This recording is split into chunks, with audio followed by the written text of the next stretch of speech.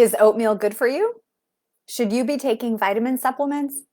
I've got A's to these Q's today on my live Wednesday Q&A sessions with yours truly. Welcome, everybody. I'm Darci. I'm the creator of the Vibrant Woman program.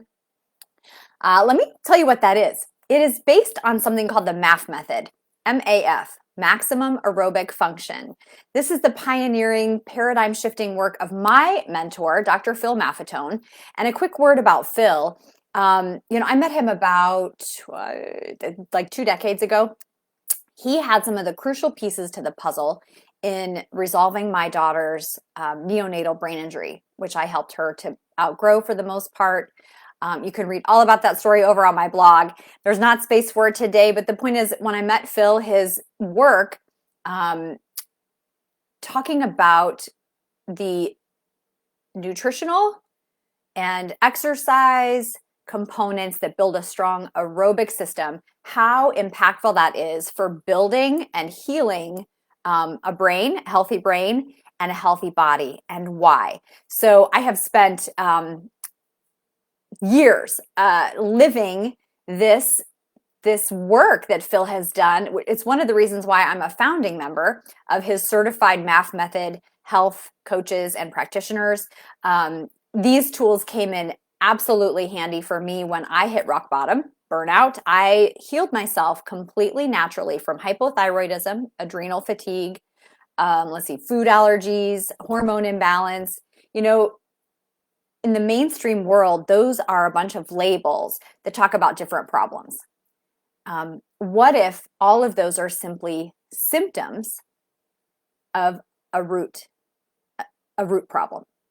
What if those are different manifestations of the thing that really is wrong? Well, that's what Phil taught me. I was able to heal myself without pharmaceuticals. I'm here in the best shape of my life to help you have the information you need to thrive in your one beautiful human body. And so I got some great questions this week that I'm really excited to dive into. I've got some notes in front of me here so that I get to all the questions and all the important points that I want you to take away from today. I think so much of this work is really about removing obstacles, because thriving is your birthright. Your human body knows, the cells of your body, they know what to do to thrive.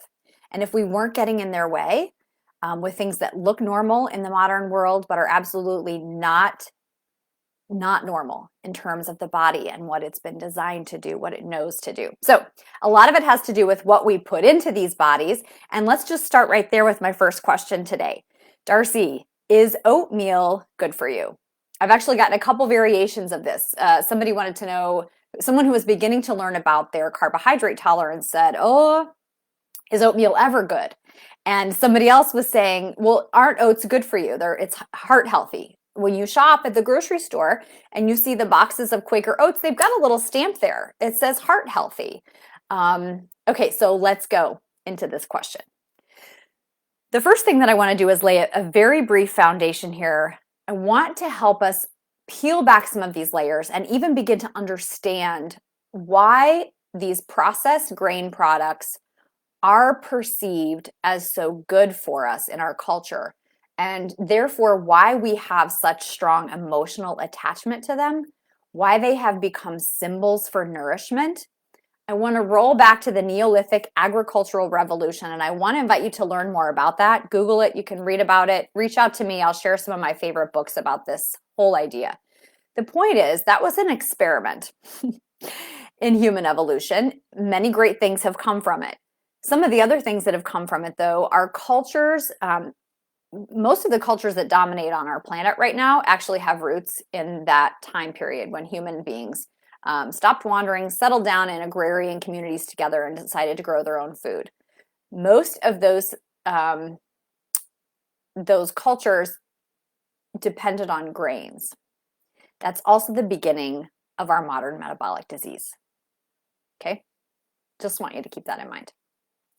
So learn more about that if you can, to help to understand why we've been programmed to believe what we have about grains as food.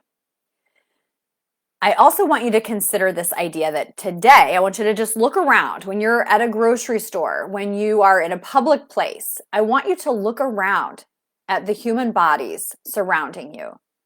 And I want you to notice what most of us are eating and what's normal for us to eat. Just make note of that. And then I want you to look without being judgmental, not being shitty here. I just want you to, this is a quick reality check. I want you to look around at the size and the shape and the comfort of those bodies. And I want you to ask yourself, are they thriving? Because here's what we know. 12% of American adults are metabolically healthy. 12%. That means the vast majority of us are at some point on the path to metabolic disease. So the way that we're living and our outcomes, it's not a coincidence, okay? So let's talk about grains for a minute, because what I'm trying to help you to see is that the modern diet, especially the Western diet, but not only, and the Western diet's all over the planet now, right? Because we can put a fast food chain pretty much anywhere we want to, if we have the money and the connections to do so. So the Western world has changed the way the whole world is eating for the most part. Okay, not to their benefit. The point is, they're highly dependent on grains. And this even goes back to if you were growing up when I did and you learned about the food pyramid and what was the base of that food pyramid, right? We were taught that the base, the foundation of your diet, the thing you should eat the most of, the best thing for you is this layer of grains. Now, if you want to learn more about that, the faulty science behind those conclusions, why those conclusions are wrong, and the policy decisions that came out of it, and the connection to where we find ourselves now with such sickness in our society, there is a great book, and I think it's written by Gary Taubes. We might have to Google this. I will come back and put it in the comments. I believe it's called Why We Get Fat.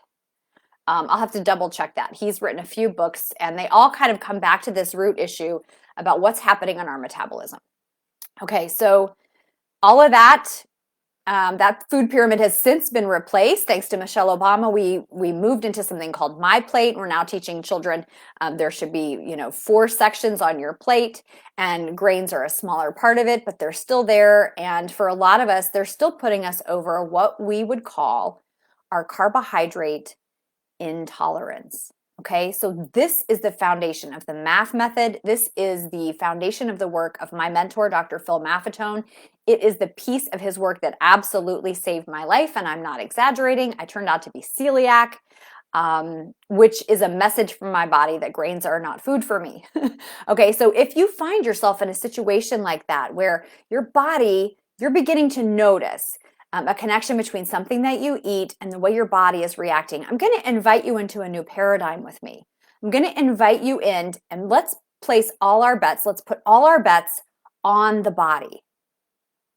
It's communicating to us. It talks in symptoms, and all we have to do is get good at listening. All right, so let's go back to the story about the grains for a minute.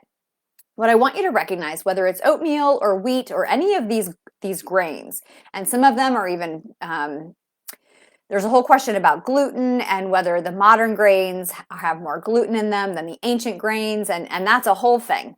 We're not going to go into all of that today, but I do invite you to get on this learning journey about what we have done to foods in the modern world. The point is, grains, no matter if you look at the way they're processed today or 100 years ago or 200 years ago, grains are still a highly processed food. And if you don't think so, then I want to invite you to go out to a field of oats and pick them and eat them. It's grass, okay? And so in order to make something that looks like Quaker Quick Oats or all the cute fun-shaped cereals that come in boxes in the grocery store, to make that look anything like what we pour into a bowl is a whole process. Not that all processing is bad, but let's think about this for a minute. The human body evolved on this planet in the presence of other life forms, including the foods that it was most adapted to. And the foods that are best for the body are the ones that are the least processed. For me, this really is as simple as, can you pick it and eat it? Maybe we're going to steam it lightly. Maybe we're going to combine it with some other things in a fun way. But it really, if it's food, you should not have to do that much to it to make it edible and digestible. We know this is true of legumes as well, the whole cooking and soaking and rinsing. And even before then, the process that the grass has gone through to become food in a grain is intense. Here's what happens too. So many other parts of the plant are removed that any nutritional value that was there as a whole food is removed in that processing. So what do? What does every box of refined cereal say on it? Fortified. So they fortify it. Bread, all your bread, fortified. Why? Because it's made with a tiny part of a whole plant. The rest of that plant has been stripped away in the processing. It is gone, and you're left with basically a nutrient devoid product. And we make stuff with it, and we've gotten used to that, and we think it's normal. And yeah. So what they then do is they add synthetic vitamins. And we'll talk about that in question 2 today, why synthetic vitamins are not a good idea. All right, so here's what I want you to understand, that if I haven't already begin to turn you off a little bit or make you question, whether grains should really be in your diet at all, let alone as abundantly in your diet, then good, because this is all about beginning to question what we've been doing so that we can recognize what works and what doesn't, so we can begin to do what our bodies are asking for. All right, so there's the whole idea that it's processed. The nutrients are stripped out. The other thing about something like oatmeal specifically, and this is true for most of the other grains as well, is that they're very concentrated sources of starch. Okay, so that's a starch-based food. It's full of carbohydrate. And I've mentioned this so many times before. If you've spent a minute with me, if you spend another couple of minutes with me, you can't get away without learning about carbohydrate intolerance. This is very real. It's not, if you don't have a tolerance for carbs or a high tolerance for carbs, you are not alone. We are eating way too many refined carbohydrates, including the sugars, all the snack foods, and this is the root cause of our modern metabolic diseases. Okay, the body is what we are labeling as modern metabolic disease is really just a message from the body trying to say, whoa, this is not working for me. Okay, and what we do instead is we notice the symptom. We don't understand what the body's saying. We go to a doctor, they run some labs or panels, and then they have a pill to help change the body's response or to mute that symptom. So all we're doing is turning the volume down. Well, what happens if a message is really important and you're not listening? That message gets louder. That's right. So this is what what got going on out there. You're here. I hope that you're ready to do something differently about it. And it starts with really learning about what the body is trying to say. So are oats good for you? Well, they do have some nutritional components. Let's talk about if those nutritional components are the right components to nourish your body. First of all, the original human diet, the ideal human diet, is high fat, moderate protein, low carb. Now, how low carb is low carb? That is a very individual, personal thing. I invite every human being. Wish everyone could do this. The folks who come into my private coaching do this. You need to know your personal carbohydrate tolerance. You just need to know what that is. There are a lot of other diets that we've learned about out there that have come and gone. Things like Atkins, paleo, keto, Whole30, there's a lot of names for this. All of those are really important parts of this movement back toward whole foods and understanding carbohydrate tolerance. The problem with those is that nobody else can tell you how many carbs to eat. Is it 35? Is it 50? Is it 100? What's high carb to someone? What's low carb to someone else would be high carb to me. I have a very low carbohydrate tolerance. There are a lot of factors that go into that, and it can change over time. For a woman, it can change throughout her monthly cycle. So this is the absolute foundation of the Vibrant Woman program that I teach. All my private coaching clients and the people who come into my Vibrant Woman course, which will happen again at the end of the year, you're all going to learn more detail about that, okay?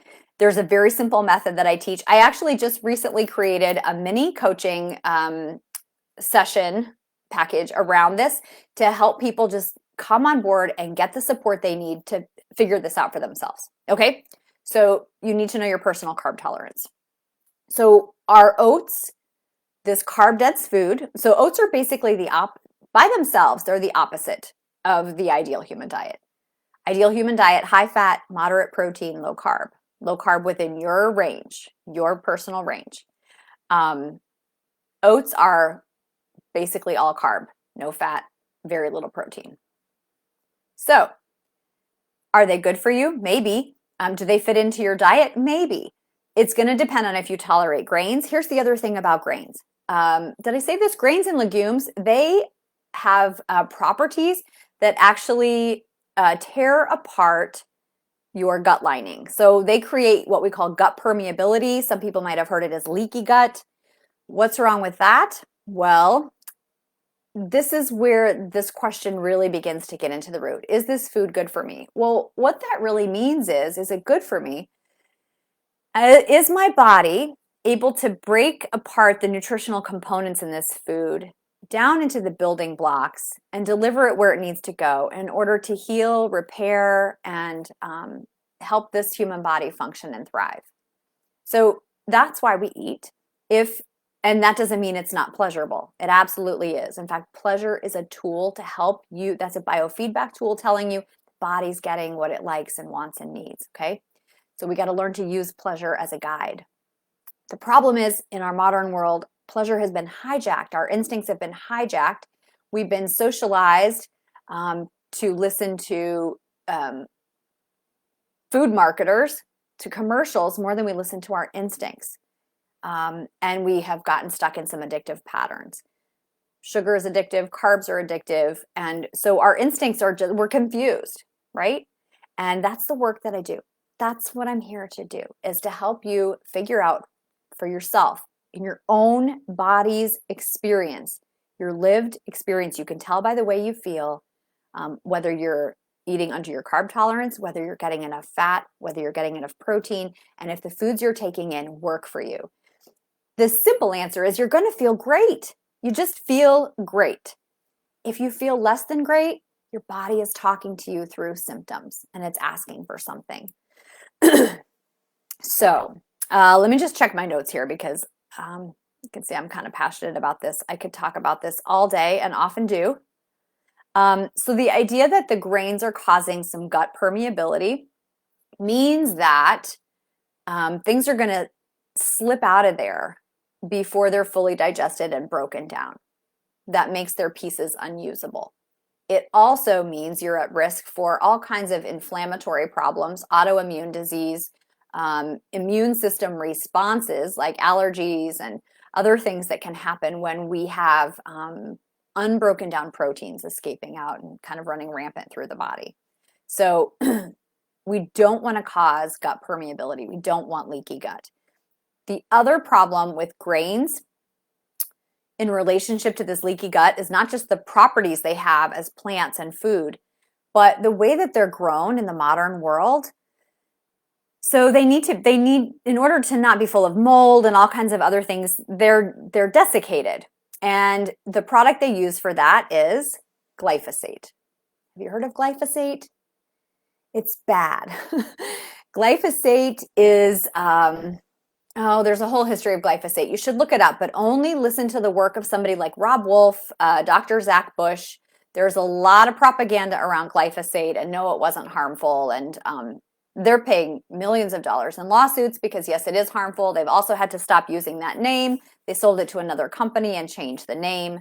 So glyphosate serves a bunch of purposes. In terms of grains, it's a desiccant. And so it's almost impossible to get a grain without getting glyphosate. Glyphosate will cause leaky gut. It will cause problems with it basically disrupts the amino acid profile. So if you think of amino acids as the building blocks of protein, and we need all the letters of the alphabet to make all the words, all the proteins, you're going to be missing your vowels if you're eating a diet rich in glyphosate, sprayed all over all kinds of things. So this is the problem with oats, with grains. we just almost can't get away from it. So when people talk about a food, is it good for me? They want to know, does it have nutritional value? What does it have in it? Well, the oats are purportedly full of fiber, and it's not untrue. Given the risk profile of the way that the human body tends to handle grains in general and the modern processing of grains specifically, I opt for getting all of my fiber from vegetables. So it's not like it's the only source of fiber. Okay, so you can get plenty of fiber in vegetables, particularly if you're eating them raw, particularly if you're eating a big variety, and we'll talk more about that in a minute. The other thing is, yes, oats and grains do have some vitamins in them, right? There's some B vitamins specifically there, but here's the problem. A lot of those vitamins that end up, that are in the plant, we've talked about this, are stripped out. So when they're processed and they end up in that box, the vitamins that are present in that box aren't originally from the food. They're fortified. There's synthetic vitamins added in, and the body doesn't necessarily even know how to use those synthetic vitamins. So furthermore, if you have leaky gut, if you don't have a nice gut lining where the cells all have full integrity, okay, where things can't leak out between it's not permeable, so things aren't escaping undigested, unbroken down between the cells in the gut. If you have a nice tight gut lining, it's only one cell thick, by the way, so it's not that hard to damage it. And this is what we're all working on too, right? Everybody's heard of probiotics now, and you've got to heal your gut and you need a good gut lining. The first step is to simply stop doing what's hurting your gut lining, okay? But if we don't have that, then we have nutrients slipping out as well. So that nutrient might be in the food, and if it's in the food, it might end up in the food in the box. And if then that goes into your body, you might be taking that nutrient in. But if it's a synthetic nutrient that your body doesn't know how to make sense of, or if it's slipping through a leaky gut, then your body is not even getting the benefit of being able to use the nutrition in that food. Okay, so all of this to say, could oatmeal be healthy? Yes, it could be. You need to be careful that it's grown organically, that it's as minimally processed as possible. So if you're used to eating, the quick packs of Quaker oats or whatever, you need to step back to something far less processed. Like whole oat groats would have far more beneficial nutritional impact than something that's so processed. Okay. Also, are you just eating the oats, or are you eating them full of sugar, full of other toxic things? Have you ever read the labels on the cereal boxes? And did you know that like Trix has the heart healthy stamp on it? What the hell? We're going to talk more about breakfast foods specifically, how to get good breakfast, how to read those labels. Here in a couple weeks, I'm doing a breakfast challenge. So stay tuned and stay on board for that. If you want to make sure you're getting that information, you can drop me a heart or pop into my DMs so I know to make sure to get you on the list to invite you when all of that starts rolling out here pretty soon. Okay, so let's see. I also wanted to say that those oats can be very beneficial if you're eating them unprocessed and without the glyphosate and as organic as possible. And as long as you already know your carbohydrate tolerance. During the method that I teach is a 2-week carb test or a carb trial. I don't call it carb restriction because I think often we're eating over our carb tolerance. We're actually eating a diet that's health restriction, thriving restriction. The way to know what your body tolerates is to do that 2-week test and then to reintroduce your favorite low, unprocessed, low glycemic carb foods gradually after that. And so if oats is on your list of one of your favorites, then definitely that's going to come back in the retrial in certain sort of timing and amounts to make sure we're not going to be jacking up your insulin response and all those other things again. But so certainly it can come back for the people that tolerate it. I, for one, don't tolerate grains. As much as I loved oatmeal and all that oat cereal, I never brought it back. It's not that I don't ever miss it. It's just that I don't miss feeling sick. And for so many of us, we're unaware of this very subtle divide, this connection It's almost like two sides of the same coin, intolerance and addiction. And it's the body's way of sort of dealing with substances that it really doesn't prefer. So we often get addicted to foods that we don't tolerate well. And that's one of the things I help my private clients sort of get over that hump, because until we have really cleared the metabolism of those troublesome things, then our instincts, how do I want to say this? It's like the cravings we get are not true cravings from a place of what our body needs. They're just a bit of the addictive roller coaster cycle of craving something because it's a little bit painful to detox from it. And so once we get over that hump, then we'll be fine. And we can trust a little bit more what the body's saying, and something that was sort of chronic and subtle will become more obvious and acute, and then we're clear and we can make a decision. So are oats good for you? Maybe. Keep all of that in mind though when you're choosing your foods, particularly grains. They're a little more problematic, and I want to make sure that you have a solid foundation of real, true, vibrant health so that the messages coming from your body are clear, right?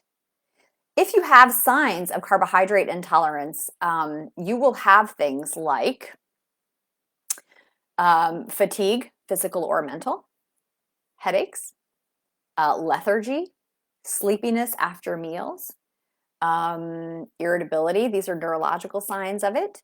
You will have belly bloating, sometimes face bloating. You can tell when people kind of have that puffy, bloated, inflamed face. That's too much carbohydrate for them in their diet.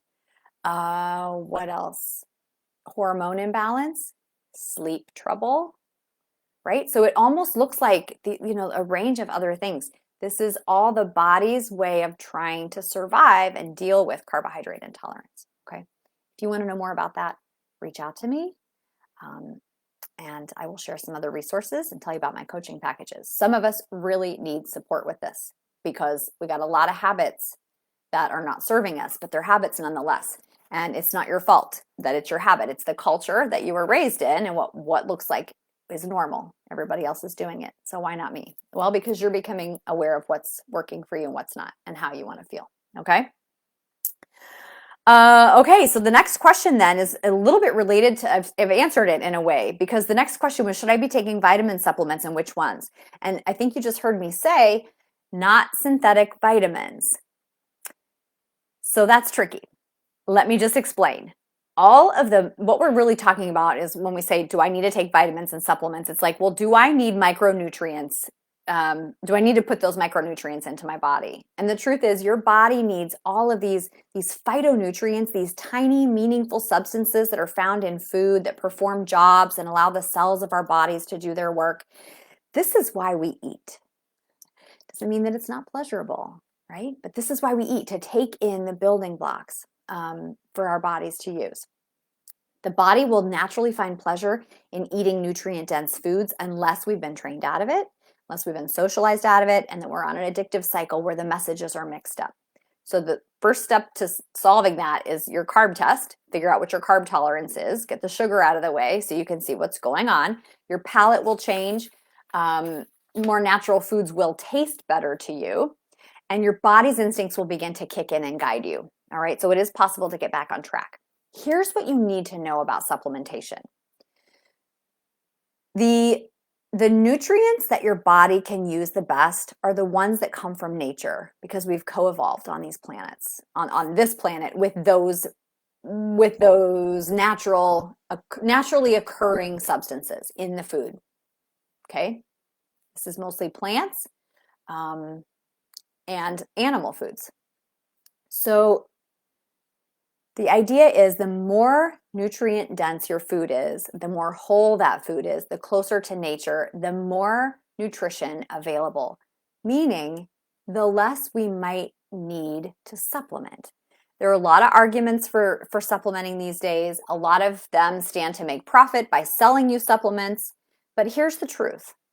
Synthetic supplements, the jury is still out about whether synthetically derived nutraceuticals, like pharmaceuticals, whether these chemically derived components that mimic the micronutrients found in nature, whether they're really usable by the body.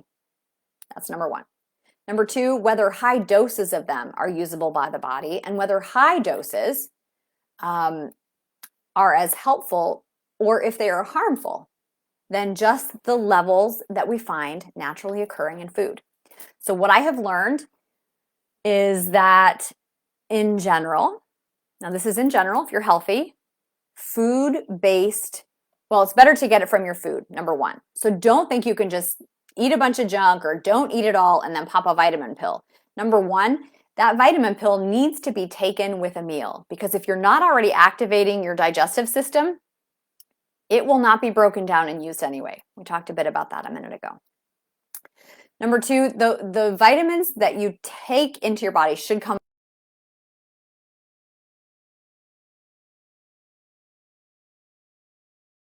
that has been made from real food. And these are more and more common, and I highly recommend that you do a little research and look those up. Naturally occurring vitamin compounds and phytonutrients are far more effective in helping you in your body than the chemical stuff. Okay, so there's that. I actually do, when I take vitamins, I take a whole food-based vitamin. Dr. Maffetone has his own line of vitamins, and you can find those over on his website. If you want to know more, reach out and ask me. I'll be happy to send you there. Okay, I'm not selling them. Not selling anything. So that's the basics of it. You are getting your bases covered when you eat a diet rich in variety. That's why colors are so important. You want to get your rainbow of colors in vegetables. Your protein sources, it's more than just the protein. There's other nutrients that come in when we're eating animal products. So you want variety there too. You can't just eat beef every day or just pork every day. Like, you should expand your repertoire. So chicken, pork, and beef tend to be the three big ones in the Western world. So what about duck? What about lamb? Right? So eggs, we tend to eat just chicken eggs. There's quail eggs. There's duck eggs. Like, we need to expand our variety and get a variety in our diets. That's really important. The foods need to come from mineral-rich soil. These compounds we're talking about and our vitamins, they actually really come from the soil first. They end up in the plants, they end up in the animals that eat the plants, and then that's how we take them in. This is really the most natural approach, okay? The way that we cook our food has a lot to do with whether we're getting good vitamins through our food. In my Vibrant Woman course, we're going to do a whole section on kitchen utensils and equipment to make sure that we're using, basically, I recommend stainless steel or cast iron. Don't use Teflon, but we go into that in the course. If that's something that interests you, stay tuned, and you can learn more about how to sign up for that at the end of the year. So then it is quite possible that you will still need supplementation. For example, I don't tolerate dairy very well. So I don't eat much dairy. It's very rare for me. I supplement with calcium. Even though broccoli is a great source of calcium, salmon is a great source of calcium, almonds, although I'm intolerant to nuts too. But so I do supplement with calcium.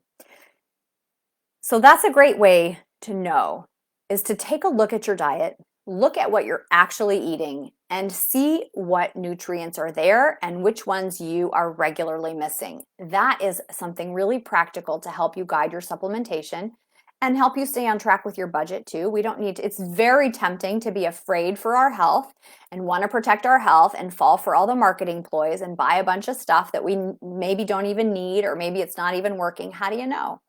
So one of the things that I recommend for people, there's a fabulous tool, and the free version is absolutely fine. If you can just overlook ads on the side, sometimes it's really not bad. I recommend Chronometer. Chronometer is, boy, you can use it for all kinds of things. When you go there, go to Chronometer, Chronometer, Chronometer. A lot of people will use it for weight loss or weight gain or whatever. But it's a great tool because when you type in the foods that you're eating, you're going to get an overall graphic representation of the nutrients that are there. And it, like, you can see the green, you've met your RDA on that one, or it's, yellow or red, you're not nearly getting enough of that. And then that can help guide your needs for supplementation. I recommend that everybody have at least a little bit of foundation there to know if supplementing is going to be important for you. And if so, what you need to supplement with, okay? And if you supplement, try to make sure that it's made with real food. And that's that. Very simple. I actually, I need to say this. I walked some folks through this. I'm happy to do it. It's a brand new mini coaching package that is available on my website. If you want some hand holding, it's like a single session, and I'll help you set up your chronometer and show you how to sort of get started with that, so you can know. We do a deeper dive in my private coaching packages. So if you're somebody who wants to go deeper and work one-on-one for a longer time, then definitely just give me a shout and I'll talk to you about my availability. And I do think I'm going to have space for one new client at the end of this month. So if that's interesting to you, get in touch with me ASAP and we'll talk about that. See if it's a good fit for you. Let's see. The last question I had for today then was on the fertility tracking video that I made 2 weeks ago. I did a whole video, you can look that up, or on my YouTube channel, about how to track your fertility very naturally and easily without an app. And I showed you the chart and the whole BBT thermometer thing and how to track this. So I got a question, what if I'm not having a period every month? And that is a great question. If you are having irregular periods for any reason, whether you're perimenopausal or if it's another cause, whether you're just, there could be health issues going on that cause a woman to or stress that can cause your period to become irregular for some time that's not related to menopause. Then what I want you to do, actually in this case, it is even more important to track your temperatures and try to establish the patterns. What we really want to look for is if you're ovulating or not. And that temperature record really helps us to see whether you're ovulating or not. If you're not ovulating, it's obvious why you're not having a period, because you don't need to shed the lining that didn't build up. Okay? And this is basically what happens as we move into menopause. We stop ovulating. We're not fertile anymore. So there's no need to build a lining and shed a lining if there is no release of an egg. If you are ovulating and you're not having periods, or it's irregular, then we want to look at, is there a pattern to it though? Is it every other month? Are we skipping an ovulation? Is it the ovulation is happening a little soon, or is it happening late? In order to establish what's going on, we need to be detectives here and look for the pattern. We look for the pattern by going with the temperatures. So even if your periods aren't regular, I want you to track your temperatures every day. And if you're not sure what day to call day one, it's okay to just get some graph paper and just let them run for a while. Eventually, what I do with a lot of my private coaching clients is if we don't have a bleed to call day one, then what we do is we'll sync up to the moon cycle. You'll use a new moon as a day one and see if that can help us figure out the monthly rhythm. Typically, there's still a pattern there. It's just a little confusing to figure out. So it's still important to track. And see if you can figure out what the pattern is. Okay? If you're moving into menopause, it's also really important to see what the pattern is. Again, you're going to begin to recognize, well, yes, I'm ovulating every other month, or I've skipped, So the point is we just need to be able to see the pattern, and you see it by looking at those temperatures and combining some other things. Remember that tracking your fertility is more than just the temperature. It's also cervical mucus. It's also moods and inclinations. It's also creativity. It's also your need for sleep. Sometimes it also includes food cravings. So these are all really important data points to sort of just keep track of. And again, if you want a little more hand-holding on that, or you have further questions, please reach out. I'm here to make sure that you feel empowered to understand what your body is saying, to be able to listen to her, and together, you and your body have an absolutely beautiful relationship. It only gets better and better. Okay? All right. Also, if you're new to me from the math group, I know I've got some new followers from there. I actually just started to offer a base building package, a coaching package for folks over there. You're a slightly segmented part of my audience here, but I get a lot of questions in that group, and then some folks following me. I'm getting a lot of questions now based on what Dr. Maffetone calls the base building period to establish a healthy aerobic base. And that the two most important components of that are the carb test and being compliant with what you find your carb limit to be, and the heart rate monitoring and keeping your exercise intensity within that window for the minimum of 3 months to sort of reset your metabolism and build your strong aerobic base before we go back to things like weightlifting and racing and all kinds of other stuff like that. So I'm working with folks. There's a 3-month base building package if you're new to the MAF method and you want some hand holding through that too, because yeah, it gets a little confusing. It gets a little bit overwhelming from time to time. And if you're anything like me when I started, you get into it and it sounds pretty good and you hit a bump and you need somebody there who can answer your question and understand what's going on and help you stay on track so you don't burn out and get frustrated with it. So just wanted to add that at the end here, and wish you all a wonderful day. Happy Wednesday. Thanks for being here. Thank you for taking such beautiful care of yourselves, for wanting to learn more, and for being a part of this community and giving me a chance to share what I'm most passionate about. Okay, beloveds, I will see you. All my love, and take care of your beautiful human body.